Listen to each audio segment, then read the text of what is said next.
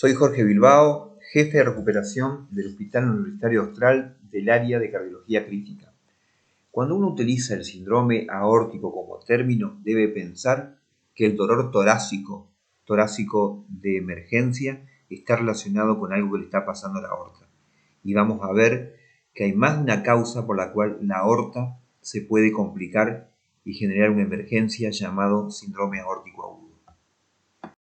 Siempre que un paciente ingrese por dolor torácico, en el algoritmo, que hay muchos, pero en mi cabeza está la angina definida, que vamos a llamar al cardiólogo, la angina no definida, que va a ir a la unidad de dolor, hasta evaluar el riesgo, las troponina y los electros, y el dolor torácico no anginoso, que hay básicamente de dos tipos, los que son graves y los que son no graves. Dentro de los graves, neumotórax, TEP, miocarditis, ruptura de esófago y síndrome aórtico. Es decir, el síndrome aórtico está dentro de dolores torácicos que son graves.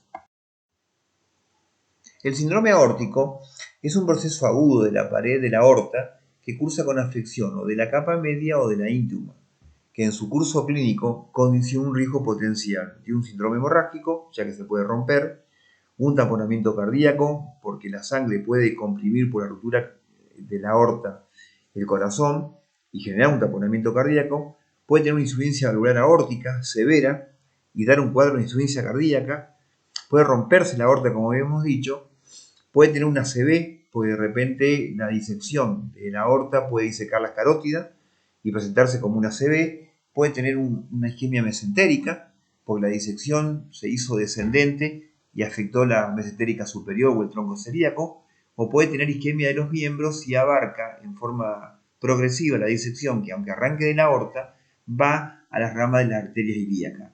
Como vemos, el síndrome aórtico, que comienza con un dolor torácico, es un montón de la forma que se puede presentar de causas. Una de las características es que, como es un dolor torácico, el emergentólogo le va a hacer un electro. Y una de las situaciones comunes es que tenía un dolor importante, un dolor tan importante como el del infarto, llama la atención que el electro en su gran mayoría es normal. Como este electro que tiene un ritmo sinusal, donde ustedes no ven ni taquicardia, y no pueden imaginarse que no teniendo isquemia, no teniendo supra o infra del nivel del ST, ni siquiera T negativa, puede hacer que un paciente tenga un dolor tan grave. O tener un electrocardiograma que ustedes ven que es un ritmo sinusal, pero con signos de hipertrofia ventricular izquierda, porque tranquilamente puede tener hipertensión como antecedente, o puede tener una valvulopatía, puede tener una secuela inferior, como es en el caso que hay Q en D3, ABF y D3, pero no por eso ser lo que está explicando el dolor de la aorta. Lo que sí queda claro que acá no hay ni un supra ni un infra en el nivel del ST para pensar en un síndrome coronario. El dolor aórtico, así como hay un dolor anginoso, hoy la literatura describe el dolor aórtico. Cuando yo sospecho que el dolor viene de la aorta. Cuando es un dolor súbito, es decir, que de golpe empezó el dolor, con un dolor que los pacientes refieren como que nunca tuvieron, que si es anterior estás pensando en la aorta ascendente, y si es posterior, dorsal, en la aorta descendente, pero es un dolor súbito, muy intenso, puede aliviar con la bajada de la presión, porque eso tiene que ver con el desgarro de la aorta. Si es retroesternal, como yo les decía, sugiere aorta proximal, si es interescapular, sugiere aorta distal, puede tener dolor en cuello, mandíbula, es migratorio, indicando que hay progresión de la disección, puede dar síntomas vasovagales y tiene una característica, llama la atención que el dolor cursa con hipertensión arterial. Entonces fíjense que ustedes suman un dolor preocupante, un electro que no es concluyente y encima un dolor que tiene hipertensión. Esta figura es muy importante para una forma de que aparte del dolor puede tener una presentación clínica que va desde un síncope, una ACV, puede tener asimetría de las presiones en los miembros superiores o también de pulso, puede tener un taponamiento cardíaco porque el sangrado comprimió el corazón, una insuficiencia cardíaca por insuficiencia valvular aórtica, una isquemia miocárdica porque pudo haber disecado, cuando la disección es proximal, el ostium de la coronaria derecha, Puede tener un hemotórax por sangrado, un derrame pleural más que nada izquierdo, una isquemia intestinal, porque se disecó el tronco celíaco o la mesentérica superior. Puede tener anuria, porque se disecaron las arterias renales, o isquemia de miembros inferiores unilaterales, porque progresó sobre la arteria ilíaca. Este es un paciente de 55 años que había referido dolor opresivo en cuello interescapular, con mucha hipertensión, 190-110, y uno le pide una placa y se encuentra donde está la flecha, que el mediastino está ensanchado y hay una opacidad izquierda, que en este contexto hay que sospechar que es sangre, que es un derrame pleural. Esta sería la placa de un síndrome aórtico complicado. Digo complicado porque aparte de tener un problema en la aorta, si hay opacidad, hay un derrame pleural izquierdo, está complicado porque la aorta además puede estar rota. Esta es otra placa donde uno ve otra vez el mediastino ensanchado. Acá no hay un derrame pleural opacidad izquierda, pero llama la atención la aorta ascendente a la izquierda donde está la flecha y también la aorta callado y la aorta descendente donde uno ve un aumento del diámetro de la aorta marcado. Así que esta es otra placa que también suele hacer pensar en síndrome aórtico. Fíjense que la tráquea, en su hiperclaridad, está desplazada por el tamaño del botón aórtico. Entonces, yo digo sin sospecha de síndrome aórtico, tengo un dolor aórtico, un dolor torácico importante, está con hipertensión arterial, más de 180-100, un electro sin isquemia y una placa con mediastino ensanchado. Estas son las 4 cosas que hacen pensar que el paciente puede tener un síndrome aórtico. Todo paciente que tenga dolor aórtico, hipertensión arterial, electro, ante un dolor tan importante que no tiene ningún signo de isquemia, con radiografía de toda la mediastino ensanchado, te hace pensar en un síndrome aórtico agudo, en lo cual tenés que pedir una tomografía de tórax, preferentemente con contraste, y un ecocardiograma. El síndrome aórtico, el manejo va a ser en ABC, vía aérea, oxigenación, ventilación, si está chocado, circulación, y dentro de la circulación, en ausencia de insuficiencia cardíaca, le vamos a dar beta bloqueantes endovenosos para tratar de llevar la frecuencia a menos de 70 latidos por minuto. Primero va el beta bloqueante en ausencia de insuficiencia cardíaca. Se puede usar atenolol endovenoso, propanolol o esmolol endovenoso. Bajar la presión, preferentemente en hidrocruciato de sodio, después que está beta bloqueado el paciente a menos de 110-80, pedir un laboratorio, coagulograma, grupo y factor, ecocardiograma transtorácico, TACS de tórax con contraste si se puede trasladar el paciente, llamar a cardiología y a cirugía cardiovascular, porque en el fondo, por más que hagamos un correcto manejo médico, el paciente, si tiene un síndrome aórtico, probablemente sea quirúrgico y en forma inmediata. Técnicamente, el síndrome aórtico en otra época se hablaba solamente de un solo cuadro, y decíamos disección de aorta. Pero después, la evolución de la medicina hizo que en realidad se descubra que hay 3 entidades, y que son parecidas pero son diferentes. Una es la disección de aorta, claramente es el más grave, 70%. Otro es el hematoma intramural, que son pacientes que tienen hematoma en la aorta, pero no está la doble luz, es decir, no está la falsa y la verdadera luz, por lo cual no hay un tier de disección, un desgarro. Y después está la úlcera penetrante, que son pacientes con ateroma en la aorta, sobre todo proximal, que además tienen dolor con trombos. Entonces son 3 entidades totalmente diferentes. Está claro que el más grave es la disección de aorta. Cuando uno sospecha síndrome aórtico, acá el título dice disección, pero es síndrome aórtico, lo que inmediatamente hay que hacer es un tras torácico o un tras esofágico.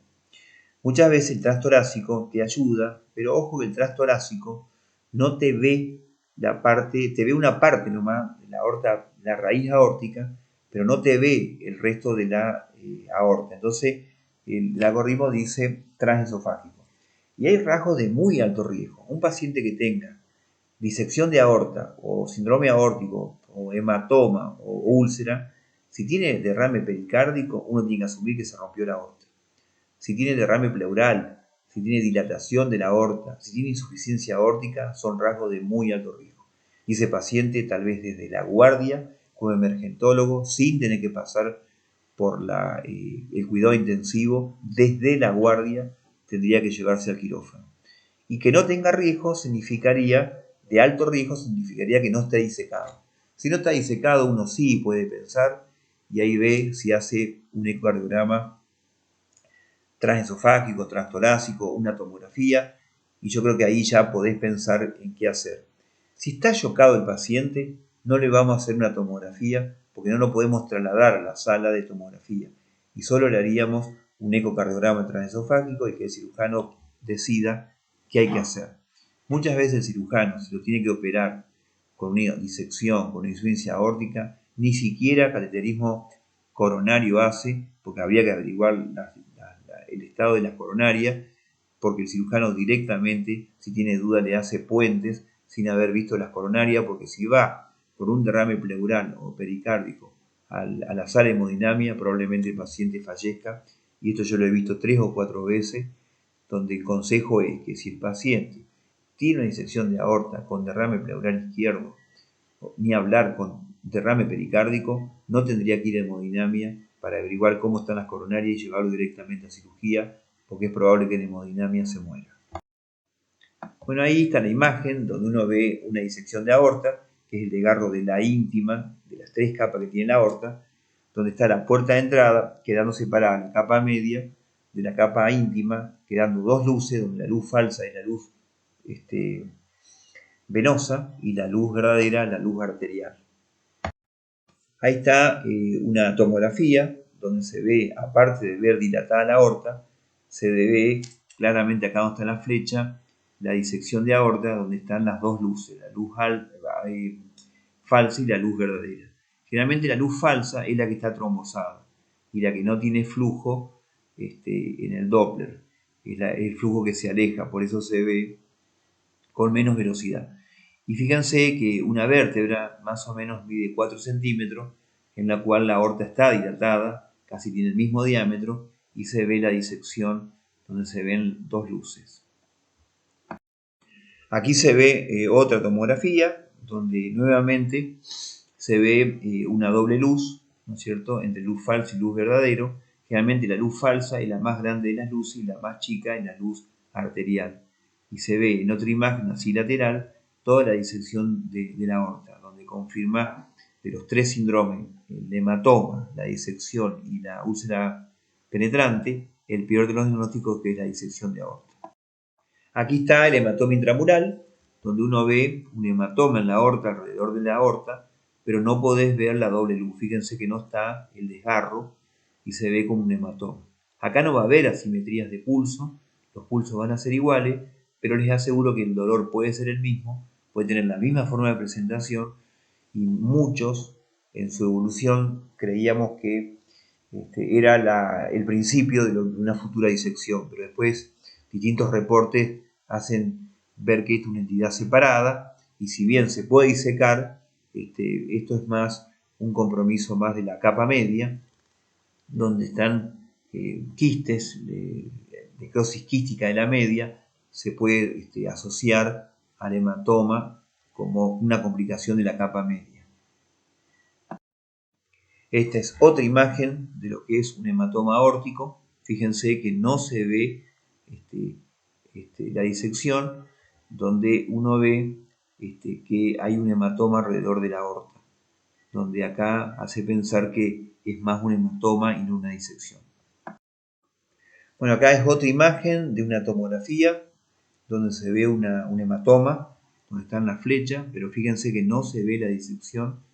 Esto igual es grave, es decir, es menos grave que una disección, pero los cirujanos, cuando la aorta tiene un hematoma proximal, es decir, antes del nacimiento de la subclavia izquierda, desde la raíz aórtica hasta la subclavia izquierda, son cirugías de urgencia.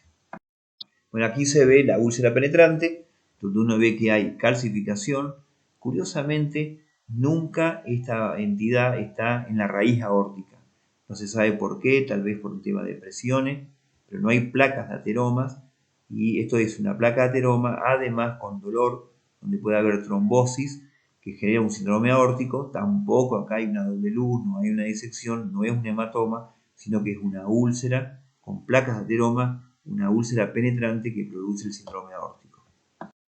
Aquí hay otra imagen de una úlcera penetrante.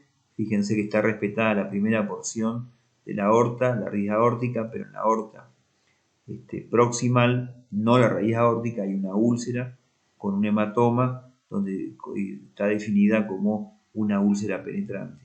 Lo mismo acá, son causas de úlcera penetrante. Fíjense que acá no hay disección tampoco. Acá está la imagen de una úlcera penetrante, una anatomía patológica donde se destaca las placas de ateroma, son pacientes de más edad.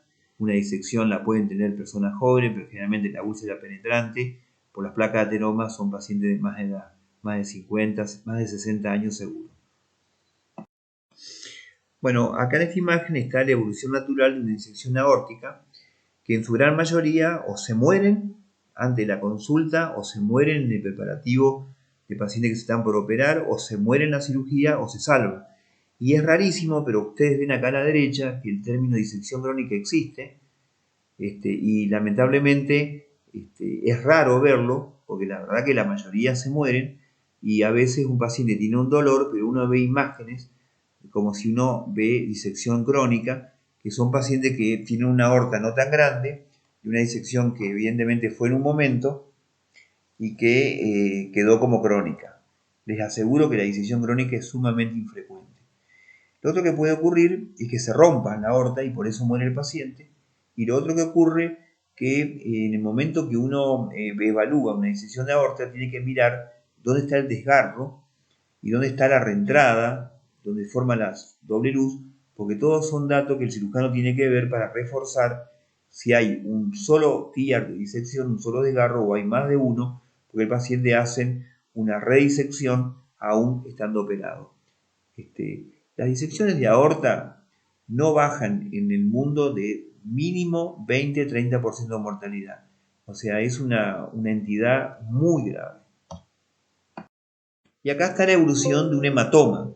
Y el hematoma se puede evolucionar a disección, aunque no todos, puede romperse, puede estabilizarse, puede tener una reabsorción casi total con tratamiento médico, puede tener una reabsorción parcial, puede progresar y el hematoma ser más grande o puede remodelarse. Ahora, ¿cómo se ve en el momento que hay un hematoma proximal? Como que es una urgencia quirúrgica y siendo proximal, es decir, antes del nacimiento de la subclavian izquierda, todos tendrían que estar operados. Y la úlcera penetrante, que es un paciente de más edad, que tiene una placa de ateroma, puede romperse, puede disecarse también, puede tener un pseudoneurisma o puede evolucionar a un hematoma intraaórtico. Fíjense que si bien el término síndrome aórtico son tres situaciones que parecen distintas, pero por momentos pueden interconvertirse y tanto la disección como el hematoma pueden tener ruptura, pero también puede romperse la úlcera penetrante, que son placas de ateroma con mucho dolor, donde la presentación es muy parecida. Ahora, de los tres, la disección aórtica es la más frecuente, el 70%, la menos frecuente es la úlcera penetrante y la más grave también es la disección de aorta. Siempre que haya disección va a haber dos luces, y si hay dos luces, hay una luz verdadera, que es donde viaja todo el flujo arterial, y una luz falsa, que es más que nada venosa. Y generalmente la luz falsa es más grande, la luz verdadera es más chica, la pared de la luz falsa es más delgada y la luz verdadera es más gruesa.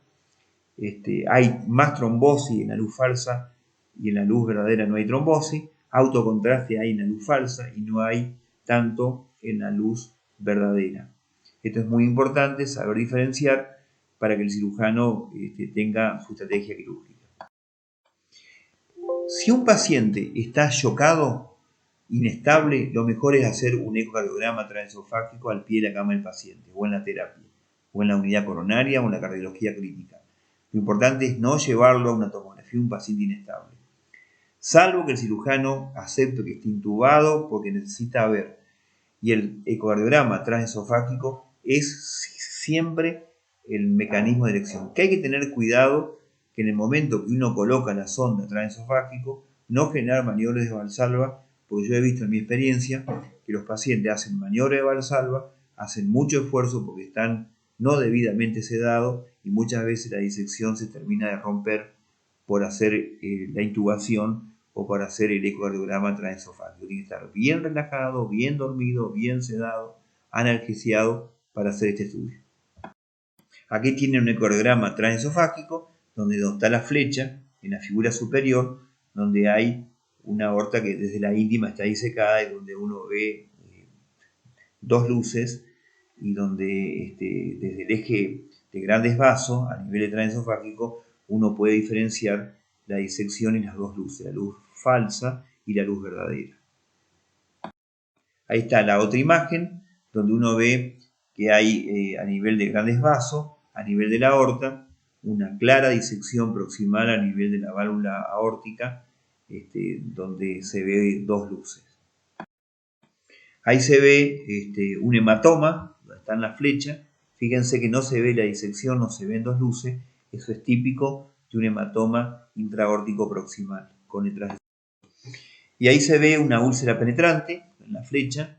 A nivel de la aorta proximal es tipo A porque está ante el nacimiento de la subclavia, donde claramente se ven las placas de ateroma y además en la flecha la úlcera penetrante. Fíjense que no está la doble luz, no hay una disección. Aquí hay una imagen por hemodinamia de un paciente que tiene una úlcera penetrante, tipo B, porque desde la subclavia izquierda hacia abajo, estas úlceras son importantes evaluarlas porque pueden tener la opción de que no haya que operarlo y que a lo mejor con una endoprótesis, que de hecho se ve en la segunda imagen, está solucionada, está estabilizada con una endoprótesis aórtica que está incorporada de la vena, de la arteria ilíaca. De esa manera evita la cirugía, pero esto se puede hacer porque es una úlcera penetrante, gigante, tipo B, que es cuando es toda complicación aórtica después del nacimiento de la subclavia.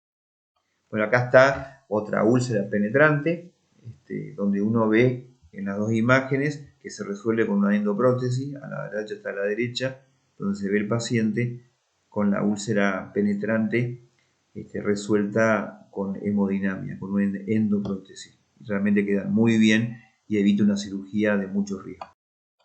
Bueno, siempre que yo sospecho un síndrome aórtico, repito, el manejo médico va a ser el ABC, vía aérea, si está chocado, oxigenación, ventilación, circulación. En ausencia de insuficiencia cardíaca le van a bajar la frecuencia con beta bloqueantes endovenosos para que actúen ahora.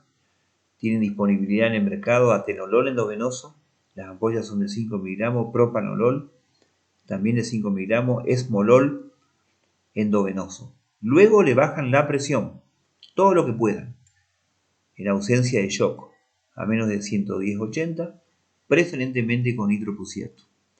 Pueden usar morfina para calmar el dolor, preparan un laboratorio con coagulogramas, grupo y factor, llamen al cirujano y mientras vayan haciendo un transtorácico y una tomografía de tórax con contraste, porque si el síndrome aórtico fundamentalmente es una disección, lo operan en ese mismo momento.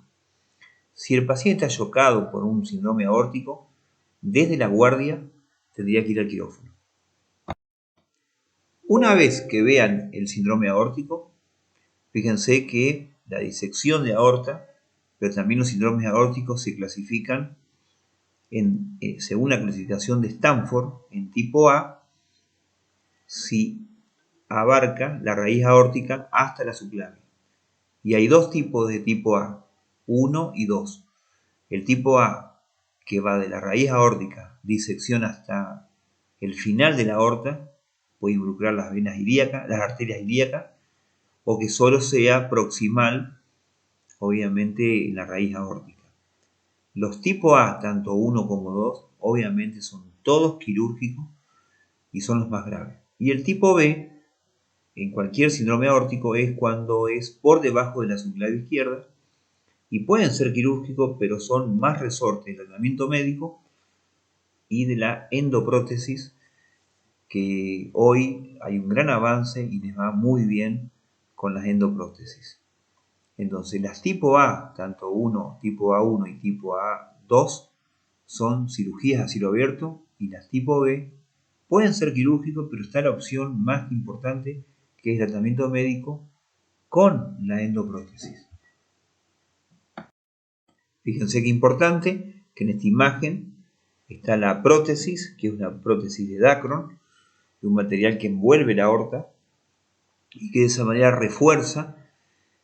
Cuando hay disecciones de toda la aorta, no se hace un reemplazo con Dacron de toda la aorta, sino que reemplazan, fundamentalmente refuerzan la aorta proximal, y de esa manera en forma distal la disección se va pegando, porque se supone que del lugar de mayor presión que se refuerza con la aorta hace y permite que se pegue la aorta distal. Y lo importante sí acá es que el cirujano necesita saber dónde empezó el desgarro, dónde está la reentrada de la luz entre la luz falsa y la verdadera, para reforzar con la endoprótesis, porque él no puede dejar el desgarro sin suturar, sin reforzar, porque aunque le ponga la prótesis, tardíamente se va a volver a retrodisecar, o a redisecar, perdón. Así que es muy importante que pueda encontrar el tier de disección si hay uno o si hay dos. Puede haber dos desgarros, pero lo importante es que el cirujano lo encuentre para reforzarlo. Y acá ven una endoprótesis, que es una aorta tipo B, una disección o un síndrome aórtico tipo B, de subclavia hacia abajo, donde una endoprótesis. Acá el cuidado del hemodinamista es que no puede tapar la salida de los grandes vasos, el tronco celíaco, las arterias renales, la arteria mesentérica superior, en el momento que coloca la endoprótesis. Y para eso la ciencia ha logrado que haya endoprótesis que llaman fenestrada, para no tapar los orificios de salida de la aorta de grandes vasos. Así que es importante esto. Ahí está otra imagen donde se ve en la imagen superior una disección tipo B de la subclavia hacia abajo y el refuerzo con la segunda imagen de toda una endoprótesis. A veces hay que poner más de una endoprótesis, y el peligro mayor de las endoprótesis son los leaks, la fuga, y a veces hay que operarlo hasta con 2 o 3 endoprótesis en distintos momentos. Así que un poco esto es lo que ha avanzado la ciencia en disecciones tipo B. Bueno, acá está el manejo médico del dolor torácico. Un paciente puede tener dolor torácico, no es una angina de pecho, no es coronario, tampoco es una unidad de dolor y una angina no definida, es un dolor torácico, y dentro del dolor torácico es un dolor grave. Dentro del neumotórax hipertensivo, la ruptura de esófago, la miocarditis, un tromboembolismo de pulmón, y está el síndrome aórtico. Si el paciente está inestable, hacer el ABC y de esa manera estabilizar el paciente, para que una vez que esté estable, practicar al pie de la cama un ecocardiograma transesofágico. Si es negativo y persiste la sospecha, pero con el paciente intubado, estabilizado, plantear una angiotomografía. Si el paciente tiene un ecocardiograma positivo, se va a confirmar si es una disección, si es un hematoma o una úlcera penetrante. Una vez que ustedes tengan el diagnóstico de disección, comunican al staff cirugía cardiovascular, staff de unidad de cuidados críticos, y se ponen a manejar con ellos el control de la presión y de la frecuencia cardíaca. Acuérdense que el primer orden era controlar la frecuencia cardíaca, que en ausencia de frecuencia cardíaca debía ser menos de 70 a menos de 60. Y la presión después con nitroprusiato. Nunca inviertan el orden, porque la taquicardia refleja puede hacer que se diseque y progrese la disección. Las drogas para usar, betabloqueantes endovenosos, son atenolol, propanolol, labetalol, opiáceos y nitroprusiato. Si el objetivo se logró, mientras el staff decide operarlo, mantener el tratamiento médico. Si el paciente ahora no está inestable, sí le pueden hacer una angiotomografía. De esa manera, si es positivo, confirman el diagnóstico. Es probable que el cirujano les pida que hagan igual un ecocardiograma transesofágico, pero ya está confirmada el diagnóstico. Y si es negativo la angiotomografía, pedir un ecograma transesofágico porque cada tanto la suma de los estudios, tanto la tomografía como el ecocardiograma, hacen al diagnóstico, pero también hacen una estrategia quirúrgica. Fíjense qué importante ver que en ningún momento se está pidiendo un estudio hemodinámico, un estudio de la aorta por hemodinamia.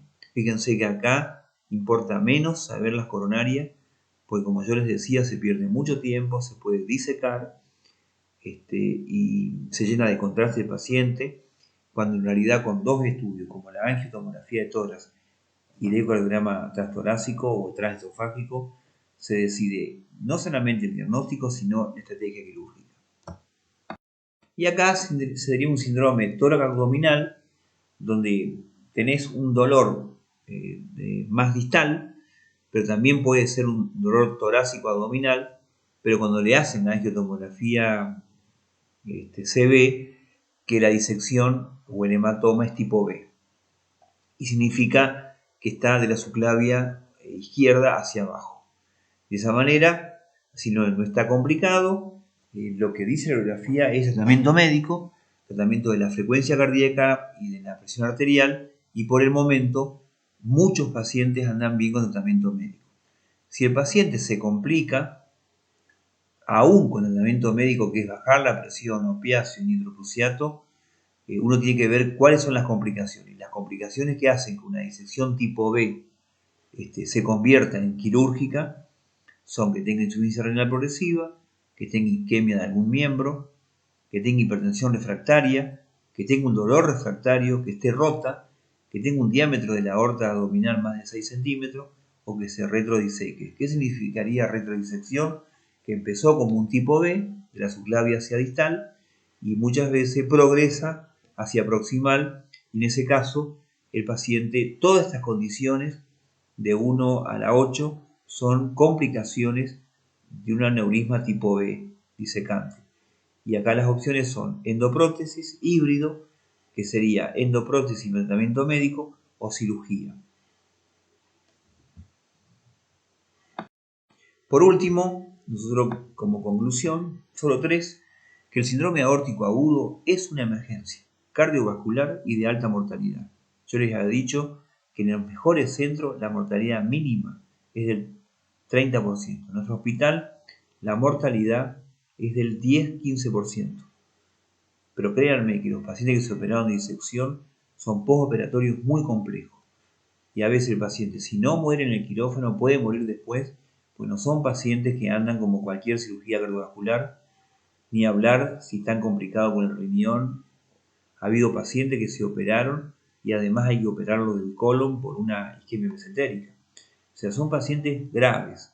Segundo, la alta sospecha clínica y las imágenes son clave para un diagnóstico rápido.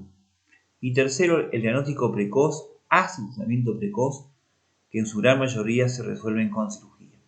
Les mando un abrazo, espero que les hayan pasado bien y como siempre digo, ojalá hayan aprendido.